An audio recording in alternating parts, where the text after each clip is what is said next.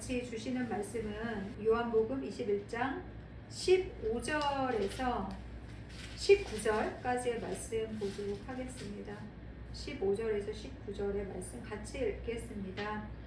그들이 조각 먹은 후에 예수께서 시몬 베드로에게 이르시되 요한의 아들 시몬아 내가 이 사람들보다 나를 더 사랑하느냐 하시니 이르되 주님 그러하나이다. 내가 주님을 사랑하는 줄 주님께서 아시나이다. 이르시되 내 양을 먹이라 하시고 또 두 번째 이르시되 요한의 아들 시몬아 내가 나를 사랑하느냐 하시니 이르되 주님 그러하나이다. 내가 주님을 사랑하는 줄 주님께서 아시나이다. 이르시되 내 양을 치라 하시고 세 번째 이르시되 요한의 아들 시몬아 내가 나를 사랑하느냐 하시되 주께서 세 번째 내가 나를 사랑하느냐 하심으로 베드로가 근심하여 이르되 주님 모든 것을 아시오매 내가 주님을 사랑하는 줄을 주님께서 아시나이다. 예수께서 이르시되 내 양을 먹이라. 내가 진실로 진실로 내게 이르노니 내가 젊어서 스스로 뛰고 원하는 곳으로 다녔거니와 늙어서는 이팔을 벌리고 남이 내게 띠띠우고 원하지 않는 곳을 데려가리라. 이 말씀을 하시는 베드로가 어떠한 죽음으로 하나님께 영광을 돌릴 것을 가리키시니라. 이 말씀을 하시고 베드로에게 이르시되 나를 따르라 하시니. 아멘. 네, 저번 주에 이어서 저희가 요한복음 21장 말씀을 함께 나눌 텐데요. 이제 설교도 누워서 준비를 했는데 주님 저희들에게 주시고자 하시는 말씀이 뭔가요? 했을 적에 주셨던 말씀이 확장이라는 말씀을 주셨어요. 네, 하나님 무엇에 대한 확장을 말씀하십니까? 라고 했을 적에 다른 어떤 것보다 저희들의 생각과 마음과 믿음과 행동의 확장에 대해서 말씀하셨어요. 저희들의 생각과 마음과 믿음과 행동의 확장은 결국에 뭐냐면 주님의 생각과 마음으로 가득 차는 것. 그래서 주님 사이즈로 점점 커지는 확장에 대해서 말씀을 하셨습니다. 그래서 작은 나의 모습이 아닌 내가 주님을 담았을 적에 큰 내가 되는 것. 그러한 주님의 생각과 사랑으로 가득 찬 저희들이 되기를 주님께서 축복한다라는 그러한 마음을 주셨고요. 그러기 위해서는 가장 중요한 것은 저희가 역발상을 하는 게 중요하다라고 말씀하셨는데 그 중에서 여러분 이제 토끼와 거북이 얘기 아시잖아요. 근데 토끼와 거북이에서 누가 이겼죠? 거북이가 이겼어요. 어떻게 가능했을까? 끝까지 포기하지 않고 묵묵히 걸어갔을 적에 승리하였더라. 이런 뭐 아름다운 얘기를 우리가 알고 있지만 좀 토끼에 대한 긍휼함이 있어요. 그쵸? 아니까 나만 그래? 근데 이런 마음을 감동을 주시더라고요. 근데 시대가 바뀌었고 하나님의 관점을 보면 꼭 거북이만 승리하는 것이 아니라 끝까지 포기하지 않는 토끼도 있을 수 있지 않느냐라는 그런 마음을 주셨어요. 우리는 끝까지 포기하지 않는, 토끼는 빠르거든요. 빠른 토끼가 될 것을 선포합니다. 그래서 거북이처럼 느릿느릿하고 끝까지 인내하는 게 아니라 우리의 역량대로 주님과 함께라면 주님께서 이미 승리하셨기 때문에 우리는 얼마든지 또 그리고 얼마든지 속도를 내어서 우리는 승리할 것을 믿습니다. 그래서 새로운 토끼와 거북이 시리즈처럼 우리가 토끼처럼 빠르게 그렇지만 거북이처럼 포기하지 않고 인내하며 끝까지 하나님께서 주신 것들을 다 완수하리라고 믿습니다. 여러분 혹시 영화 중에 굉장히 오래된 영화인데요. 이쪽은 알 것 같아. 미안 이렇게 얘기해서 여기는 좀 알 것 같아. 브루클린으로 가는 마지막 비상구라는 영화. 근데 이들도 어렸을 때야. 왜냐면 1989년도에 나왔던 영화입니다. 근데 1989년도에 브루클린으로 가는 그 비상구라는 영화가 나왔는데 사실은 저도 보지 못했어요. 근데 하나님이 이걸 나누라는 마음을 주셔가지고 저도 이제 이거를 찾아보면서 이게 이런 얘기였구나 라는 것을 알게 됐습니다. 근데 사실은 저도 어렸을 때요, 이 영화가 나왔을 때가. 근데 그 강렬한 포스터는 기억이 나요. 극장에 이렇게 붙어 있었던 포스터는 선명하게 기억이 나고 있거든요. 근데 이게 이제 무슨 내용인가 하고 찾아봤더니 여기에서 이제 여러 가지 캐릭터들이 나오는데 그 중에 2명의 주요한 캐릭터가 나와요. 이 배경은 1950년도의 뉴욕의 브루클린입니다. 근데 지금의 브루클린은 굉장히 힙한 도시고 좀 잘 사는 그러한 동네인데 그때 당시만 해도 좀 상황이 많이 달랐고 1952년을 배경으로 하고 있는데 그때 당시에 그 브루클린에 굉장히 가난과 부정부패, 뭐 폭력, 그 다음에 매춘, 성적인 문제뿐만 아니라 가난, 여러 가지 그러한 문제들이 편재해 있던 그때를 배경으로 하고 있습니다. 그 중에서 한 인물이 이제 해리 블랙이라는 사람이 나오는데요. 이 해리 블랙이라는 사람이 어떤 사람이냐면 가정에서 굉장히 좀 행복하지가 않아요. 그러니까 부인이 자꾸 자기를 구속하려고 하기 때문에 좀 진절머리가 나서 자기의 관심을 밖에 일에서 찾으려고 하는데 그때 당시에 미국 그 사회가 굉장히 노조가 많이 일어나던 때였어요. 그래서 이 사람이 이제 노조에 관련된 그런 사무 일을 보면서 높은 직책을 받으면서 거기에 완전히 이제 올인을 하게 됩니다. 근데 그 일을 하다 보니까 어떤 게 생기냐면 돈이 생기고 권력이 생기는 거예요. 그래서 그 돈을 가지고 그 노조들을 위해서 일을 한 게 아니라 그 돈을 가지고 자기가 또 사용을 막 하게 돼요. 그래서 이제 뭐 불량배들한테도 돈을 주고 막 그 노조위원회 사람들한테도 돈을 나눠주면서 자기가 굉장히 대인배인 척 하고 괜찮은 사람인 척 하면서 그 권력을 계속 갖고 근데 이 사람한테 개인적으로 어떤 이슈가 있었는데 그게 뭐냐면 사실은 이 사람이 양성애자였던 거예요. 동성애자 이런 성소수자였던 거예요.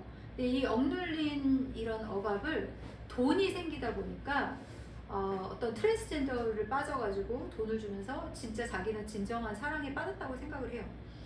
레지나라는 여자랑 사랑에 빠져서 정말 너무나 행복한 세월을 내가 보내고 있구나 이렇게 생각을 하고 있는데 갑자기 큰 노조에서 이제 폭동이 일어나고 일이 생기면서 결국에는 이 남자가 횡령한 것과 또 일을 제대로 안 한 것들이 다 혼노가 되면서 잘리게 되는데 이제 돈이 없어지니까 레지나도 떠나고 근데 그러면서 이게 아름다운 얘기가 아니거든요. 이 영화가 어떤 일이 생기냐면 이 사람이 결국에는 이제 성적인 문제가 있다 보니까 10대 소년을 성적으로 유린하려다가 깡패들한테 잡혀가지고서는 죽을 때까지 맞고 마치 예수님이 십자가에 걸리듯이 이렇게 벽 같은 데 걸려가지고서는 이렇게 매달려 있게 되는 거예요.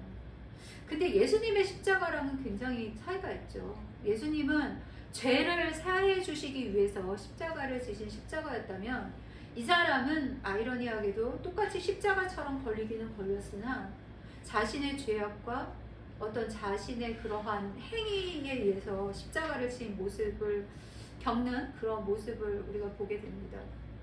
근데 또 한 사람은 트랄랄라라는 여자 주인공인데요. 이름이 좀 특이하죠. 랄랄라 특이한데 이 여인이 길거리 매춘부예요. 근데 어떤 일을 하냐면 길거리에 나가서 매춘을 할 뿐더러 술집에 찾아오는 어떤 뭐 선원이나 이렇게 순진한 사람들을 꿰어가지고 일행이 있어요. 자기 포주 같은 사람 그 일행들하고 같이 일을 하는데 공터 같은 데 가갖고서는 그 사람을 두들겨 패갖고 지갑이랑 뭐 금품을 이렇게 갈취해갖고서는 이렇게 뭐 자기의 생계를 유지하는 그런 나쁜 생활을 하는 그런 일을 하는 여자예요. 근데 이 여자가 왜 그렇게 사냐면 항상 애정이 고파요. 아무도 나를 진짜로 사랑해준 사람이 아무도 없었고 아무도 진정으로 나에게 관심을 가져본 사람이 없었습니다.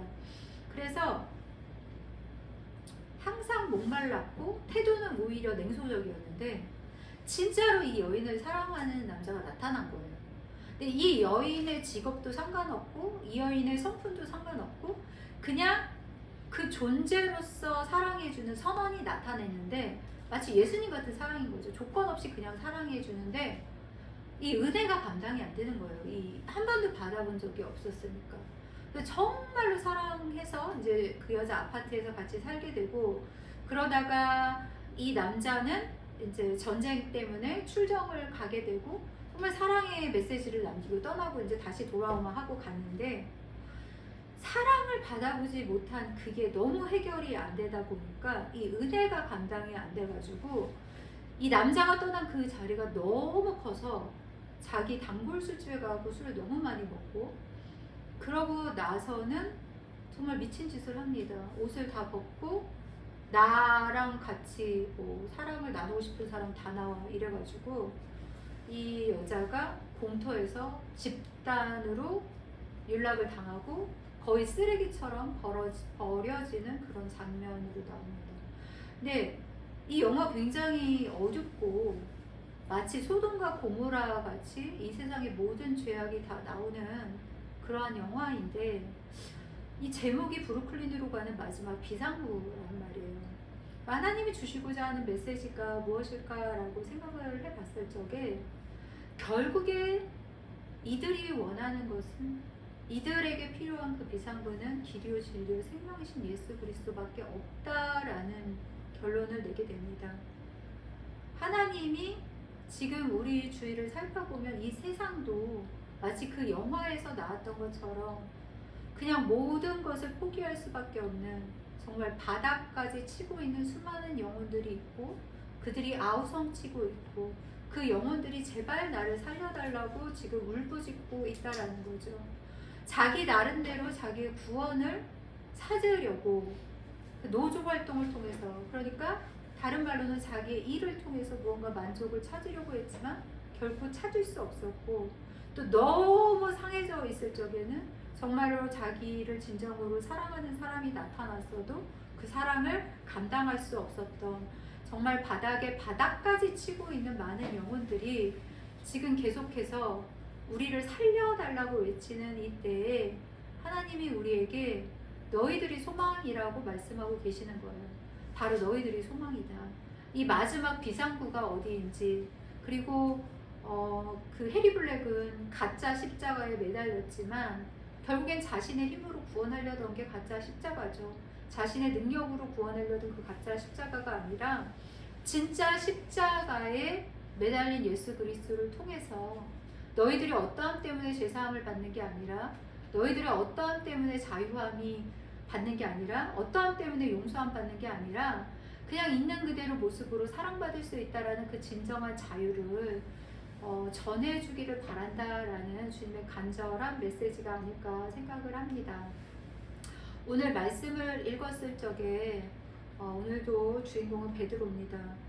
베드로가 나와서 이제 아침 식사를 다 주님과 마쳤어요. 저번 주에 제가 말씀을 나눴을 적에 주님의 은혜의 식탁에 초대를 받은 것에 대해서 말씀을 드렸잖아요. 그래서 베드로는 실패했지만 주님은 여전히 사랑하고, 그 사랑 가운데 주님께서 먹이시고 위로해 주시고 소망을 주시고, 그리고 아직은 베드로는 자기가 어떻게 해야 할 바는 몰라요. 근데 굉장히 그 사랑으로 충만했을 거라고 느껴집니다. 아, 여전히 주님께서 나를 사랑하시는구나. 내가 이렇게 실패하고 배신했어도 주님은 여전히 나와 함께 계시는구나 라는 걸로 이미 굉장히 충만한 마음이 있었을 것 같아요. 그 상황에서 주님께서 물으세요. 뭐라고 물으시냐면, 우리 15절 말씀을 보면은 조반 먹으신 다음에 너가 이 사람들보다 나를 더 사랑하느냐라고 물으십니다. 왜 하필이면 너가 이 사람들보다 나를 더 사랑하느냐고 물으셨을까요? 주님은 우리 보고 비교하지 말라 그랬는데, 그렇잖아요? 근데 이건 비교하려고 이렇게 물으신 게 아니에요. 시몬 베드로가 무슨 말을 했었냐면, 다른 모든 사람들이 다 주님을 배신하더라도 저는 결코 주님을 배신하거나 버리지 않는다라고 얘기를 했어요. 그래서 주님이 그것을 야단치고 뭐라고 하시려고 하는 게 아니라 회복의 자리로 이끄시는 겁니다. 우리가 무언가를 직면했을 때는 그 자리는 아픔의 자리라기보다는 회복의 자리예요. 비록 너가 이렇게 얘기했지만 너는 나를 사랑해라는 거를 알려주시기 위해서 그런 거예요. 그때 말했을 때는 어떤 마음일까요? 할 수 있을 것 같았어요. 근데 할 수 있었나요? 할 수 없었습니다. 그때 당시에 베드로는 자기의 힘, 자기의 능력으로 예수님을 사랑하려고 했는데요. 우리의 힘과 우리의 능력으로는 예수님을 사랑할 수 없습니다. 오직 주님의 사랑이 부어질 적에, 그리고 성령님과 동행할 때 이것이 가능한 것입니다. 그래서 우리의 힘을 빼야 되는 거예요. 내 힘으로 하는 것들은 결국에는 나의 자랑, 아니면 무너지는 수밖에는 없습니다. 그래서 네가 다른 사람보다 나를 더 사랑하느냐라는 얘기는 그냥 네가 사랑하는 방식으로 나를 사랑하면 돼. 그냥 너 있는 그대로 나를 사랑하면 돼. 다른 사람하고 비교할 필요도 없이 나는 그냥 네 사랑으로 좋게 라는 주님의 초대인 것입니다. 네, 주님께서 왜 이 사랑 얘기를 하셨을까요? 먼저는 식탁에서 사랑을 주셨어요. 그리고 너는 나를 사랑하느냐라고 물으셨습니다. 이거는 회복의 자리예요. 3번 물으셨죠? 왜 3번 물으셨을까요? 3번 부인했기 때문에. 그 수치를 다 씻어주고 싶으시니까 주님이 3번 물으시면서 괜찮다라고 말씀하시는 거예요. 그리고 하나님은 우리가 무언가를 막 빨리 나가서 하는 거 원하시지 않습니다. 먼저 이 과정을 우리가 함께 겪기를 원해요. 먼저는 주님의 사랑을 받고, 그리고 우리의 사랑을 회복하는 것을 주님이 원하십니다. 왜? 그 사랑만으로 우리가 사랑할 수 있기 때문이지 일이 먼저가 절대 아니고요. 사역이 먼저가 절대 아닙니다. 주님은 먼저 나의 회복을 우선으로 하십니다. 나를 사랑하시는 게 먼저고요. 내가 그 사랑으로 인해서 내가 그분을 사랑하게 되는 게 먼저라는 거예요. 그렇지 않으면 우리는 사랑할 수 없습니다. 우리의 의만 나타날 뿐입니다. 우리의 의는요, 결국에는 더럽고 추하고 수치스러울 뿐입니다. 하나님은 우리를 회복시키는 하나님입니다. 그리고 뭐라 그러냐면 나의 양을 치라는데 어떤 양을 치라고 그러세요? 네, 어린 양을 치라고 말씀하십니다. 어린 양이 상징하는 거는 뭐냐면 연약한 양이에요. 아픈 양일 수도 있고요. 아니면 정말 초신자같이 아직 아무것도 모르는 양일 수도 있어요. 근데 이 양은요, 저만 치는 게 아니라 우리는 이제 다 왕같은 제사장이잖아요. 거룩한 족속의 왕같은 제사장. 우리 모두에게 주님께 맡기시는 거예요. 우리 모두에게 우리 주위에 있는 어린 양이 있단 말이에요. 그 양을 치라고 말씀하십니다. 먹이라고 말씀을 하시는 것입니다. 예수님이 누구신지 전하라고 말씀하시는 거예요. 예수님이 사랑이 무엇인지 전하라고 말씀하시는 것입니다. 그 다음 2번째, 이르시되 요한의 아들 시몬아 내가 나를 사랑하느냐. 그러고 또 말씀하세요. 그러면 내 양을 치라. 네가 사랑하는 줄 주님께서 아시나이다 라고 말을 해요. 주님 이제 2번째 물으시죠. 근데 여기서 이제 원어를 찾아보면 첫째의 네가 나를 사랑하니? 라고 물을 때 그 사랑은 아가페오예요. 아가페 사랑 여러분 들어봤죠? 아가페 사랑은 어떤 사랑이에요? 예수님이 우리를 사랑한 사랑이에요. 죽기까지 사랑한 그 사랑이에요. 조건 없이 사랑하는 그 사랑이에요. 모든 것을 헌신하는 그 사랑인데, 너가 이렇게 나를 사랑하니? 라고 얘기했을 적에 베드로가 뭐라고 얘기하냐면 펠레오로 대답해요. 근데 이 펠레오는 무슨 뜻이냐면 그 친구로서의 사랑을 나타내요. 그러니까 무슨 얘기냐면 되게 겸손하게 얘기하는 거예요. 솔직하게. 주님, 내가 지금 내 상태로는 그렇게 죽기까지, 그리고 모든 것을 다 던진 헌신의 사랑까지는 제가 하지 못해요. 근데 제가 필레오의 사랑은 할 수 있을 것 같아요. 제가 친구로서의 사랑, 애정 어린 사랑, 그러한 사랑으로서는 주님을 사랑해요 라고 얘기를 하는 거예요. 근데 주님은요, 우리한테 그 완벽한 사랑을 원하지 않습니다. 네가 할 수 있는 만큼, 그만큼이면 족하다라고 얘기하고요.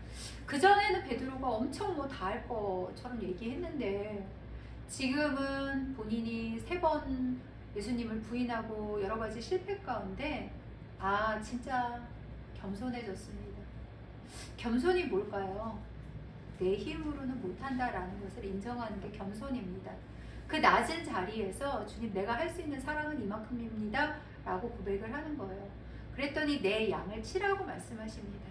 여기서 이제 내 양을 치라는 것은 어떤 뜻이냐면 약간 원어로서는 다른데 목자와 같이 양을 치라는 거예요. 목자와 같이 치라는 것은 뭐냐면 전반적인 것을 다 돌봐주라는 거예요. 그냥 뭐 말씀만 먹이고 그러라는 얘기가 아니라 삶을 같이 돌봐줘라. 예수님이 우리의 목자였어요. 그렇죠? 그리고 그러니까 그건 뭐예요? 같이 인도해주고 돌봐주고 보살펴주고 먹여주고 그걸 다 하라고 주님께서 말씀하시는 겁니다. 그냥 말로만 예수 사랑을 전하는 게 아니라 우리의 삶으로서 주님의 사랑을 전하라고 말씀을 하고 계시는 것입니다. 그리고 다시 한번 3번째 말씀하십니다. 네가 나를 사랑하면 내 양을 치라고, 내 양을 먹이라 라고 말씀을 하십니다.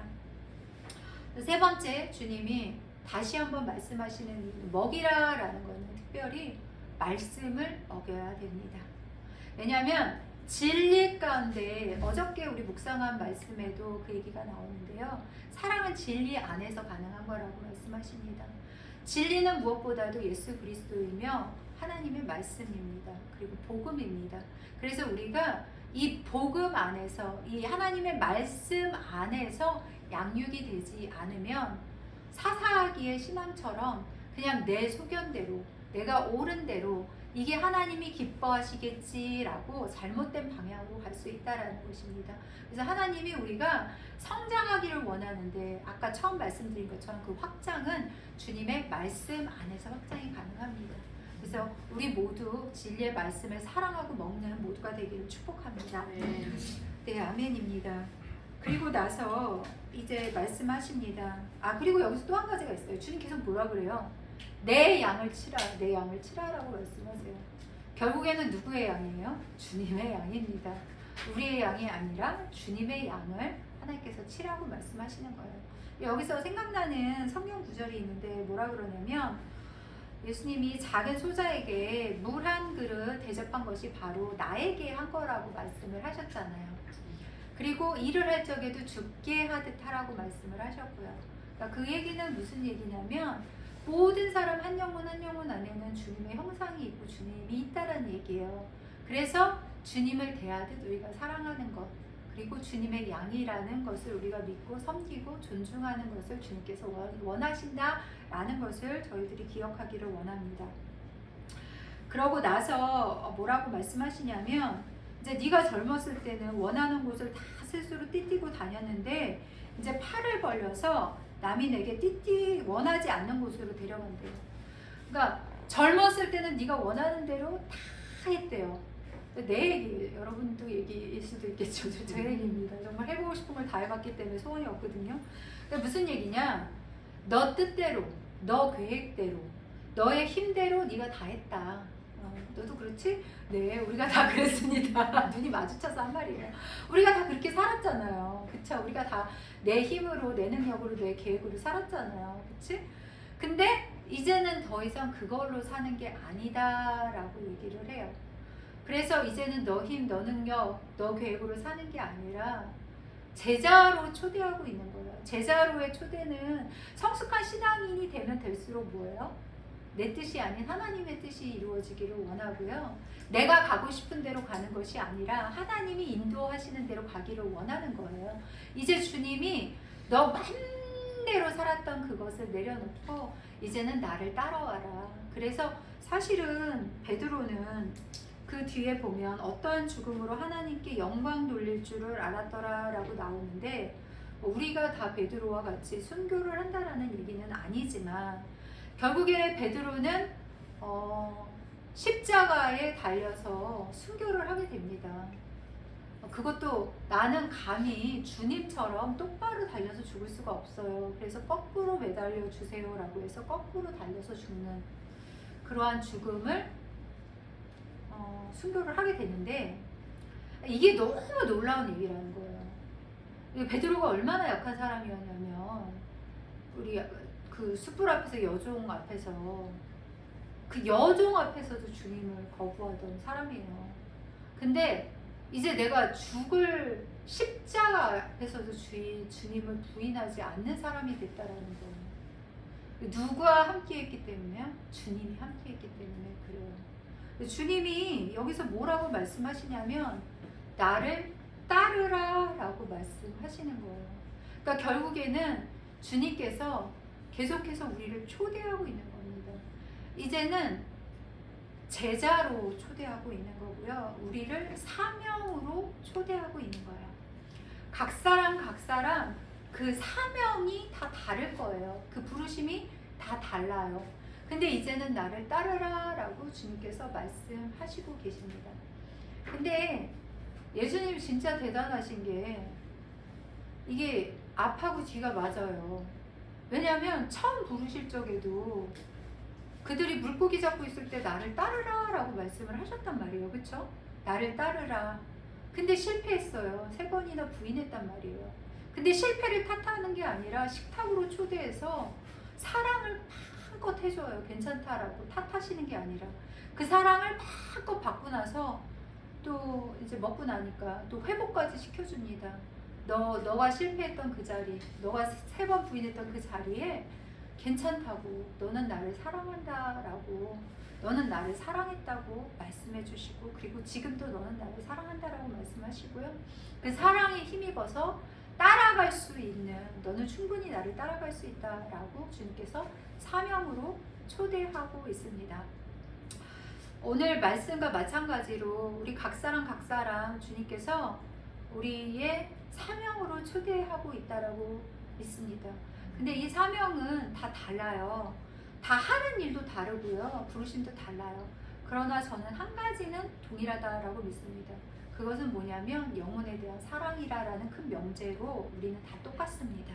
하는 일은 다를 수 있고 달란트는 다를 수 있고 다 다를 수 있지만 기질도 다르고 성품도 다르고 다 달라요.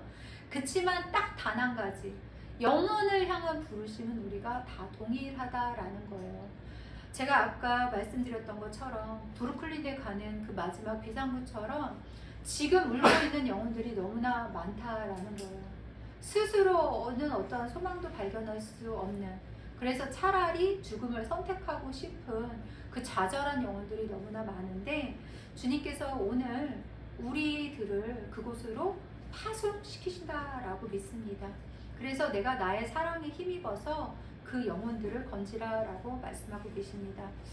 제가 기도하다가 봤던 게 있는데요. 어떤 걸 봤냐면 주님께서 마치 중동 지역에 지금 엄청 초자연적으로 하나님을 만나는 사람들이 많아지고 있는 시대잖아요. 이스라엘도 그렇고 뭐 팔레스타인도 그렇고 뭐 이란도 그렇고, 특히 이란은 지금 넘버원 복음화가 되고 있는 지역이에요. 아주 놀라울 정도로. 근데 진짜 이게 아이러니죠. 가장 하나님을 대적하기 위해서 목표가 그런 나라잖아요. 예수를 대적하는 게 걔네의 아젠다란 말이에요. 미국과 예수를 거부하는 게 나라의 아젠다야. 근데 아이러니하게 그 나라에서 가장 복음화가 가속화되고 있단 말이에요. 근데 하나님이 어떤 말씀을 하셨냐면 내가 그들을 찾아가는 것처럼 대한민국에서도 동일한 그 일을 한다라고 말씀을 하셨어요. 제가 너무 놀랐거든요. 그래서 가장 못 만날 것 같은 사람들, 예를 들면 불교 신자들, 무당들, 동성애자들, 뭐 아니면 마약 중독자들, 도박 중독자들, 너무너무 힘든 상황 가운데 있는, 아니면 감옥에 있는 사람들, 하나님께서 이들을 직접 방문하겠다라고 말씀을 하셨어요. 우리가 같이 이걸 놓고 기도해야 돼요. 더 많은 자들이 주께 돌아올 수 있도록. 그리고 지금 주님이 얼마나 많은 영혼들이 추수의 때인지를 보여주셨는데 마치 양식장에서 물고기가 패닥패닥패닥 뛰는 것처럼 그냥 건지기만 하면 건질 수 있는 너무나 많은 그러한 가두리 양식장 같은 영혼들을 보여주셨습니다. 근데 하나님이 이 영혼들을 담을 수 있도록 교회가 준비되어야 한다라고 말씀을 하셨어요. 근데 이 교회가 준비되려면 넉넉한 마음을 가진 자들이 있어야 된다라고 말씀하셨는데 넉넉한 마음이란 결국에는 사랑입니다. 왜냐하면 그들이 돌아왔을 때 그들이 쉽지만은 않을 거거든요. 어떻게 보면 고슴도치를 껴안는 것 같은 아픔이 우리에게 있을 수 있다라는 것입니다. 근데 그것을 위해서 우리가 준비해야 할 것이 무엇이냐면 바로 예수 그리스도의 보혈의 능력과 하나님의 사랑으로 무장되어 있으라라고 말씀을 하셨습니다. 그래서 우리가 기도할 거는 주님, 우리가 주님의 마음으로 영혼을 바라보고 사랑할 수 있게 하여 주시고 또 그 사랑이 필요한 사람들에게 그 사랑을 전할 수 있게 하여 주시고 그들을 품을 수 있는 예수 그리스도의 사랑, 그것으로 무장될 수 있게 해달라는 그러한 기도가 필요한 때라고 믿습니다. 또한 저희가 지금 특별히 대한민국의 청년들을 위해서 함께 기도해야 할 때라고 믿습니다. 너무나 귀한 청년들이 정의와 공의를 외치고 있습니다. 또한 그 청년들뿐만 아니라 정말 많은 청년들이 소망이 없어서 그냥 운둔형 외톨이로 사는 청년들도 너무나 많고요. 또 취업을 못해서 소망이 없는 청년들도 너무 많고요. 또한 일하면 뭐하나, 내가 집도 하나 얻을 수 없고 생계도 막막한데, 그리고 또 학자금 대출이며 여러가지 빚에 허덕이는 청년들도 굉장히 많습니다. 이들을 위해서 우리가 일어나야 할 때라고 믿습니다. 그들에게 아니다, 주 안에서는 소망이 있다, 너희들에게는 부르심이 있다, 주님 안에서는 해결될 수 있다, 하나님의 사랑으로 승리할 수 있다라는 것을 알려줘야 되고요. 너희들이 그냥 우연히 태어난 존재가 아니라 정말로 하나님께서 목숨을 바쳐서 구원한 존재이며 가장 사랑받는 존재이며 각자에게 부르심이 있는 존재라는 것을 알려줘야 합니다. 또한 지금 북한이 굉장히 많이 신음하고 있는 때라는 것을 믿습니다. 소식, 여러 가지 북한 소식들을 접하다 보면 지금 가장 끔찍한 그러한 식량난과 여러 가지 경제난과 여러 가지 혼돈 가운데 있다라고 얘기를 합니다. 또한 크리스찬들은 굉장히 지금 핍박받는 상황 가운데 있는데 하나님이 형제 자매로 우리를 만드셨습니다. 그리고 우리는 그들에게 복음의 빚진 자입니다. 평양 대부흥의 부흥뿐만 아니라 그들이 우리 대신 또 고통받는 그러한 상황 가운데 있다고 믿습니다. 그래서 우리가 기도해야 됩니다.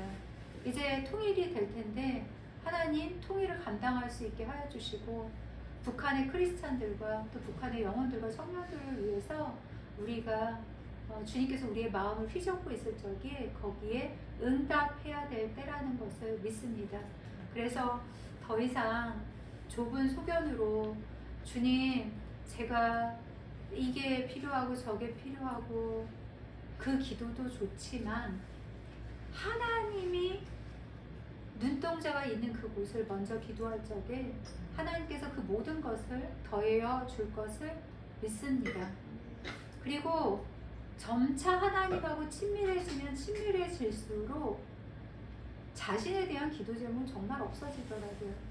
왜냐하면 그 나머지 건 하나님께서 채워줄 걸 정말 100% 신뢰하기 때문에 하나님의 마음이 어디 있는 곳인지를 묻게 되고 하나님이 울고 있는 그 영혼이 어디인지를 묻게 되고 하나님, 내가 무엇을 위해서 기도해야 되는지, 무엇을 위해서 반응해야 하는지 자꾸 묻게 되더라고요. 그리고 여러분도 동일한 마음이라는 것을 믿습니다.